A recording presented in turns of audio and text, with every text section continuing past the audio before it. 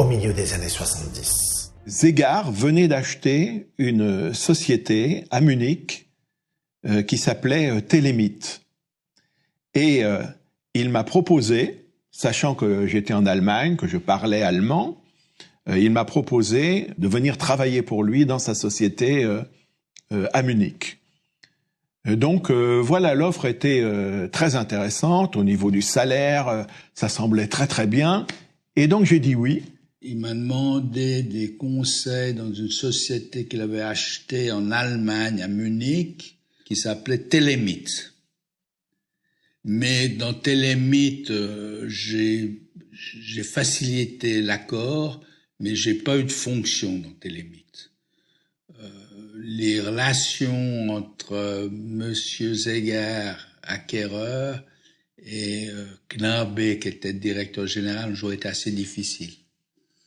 Parce que Zegard était un homme, quand il avait acheté quelque chose, il pensait que c'était à lui, il pouvait tout faire. Donc la législation allemande sur l'abus de biens sociaux, tout ça, ça l'intéressait pas tellement.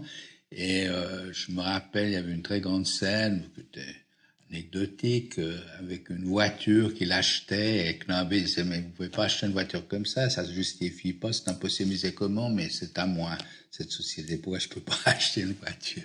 Telemit, c'était une société qui avait été créée par Telefunken.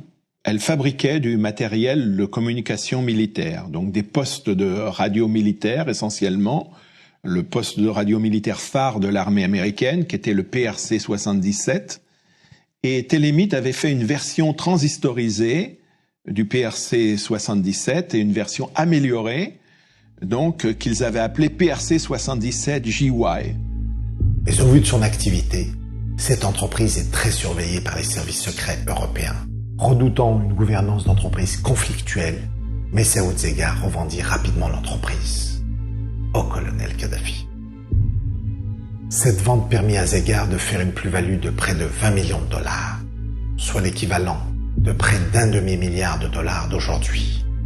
Une plus-value qui lui permettra au début des années 80 de disposer d'une fortune considérable pour poursuivre son ascension internationale, en particulier aux États-Unis.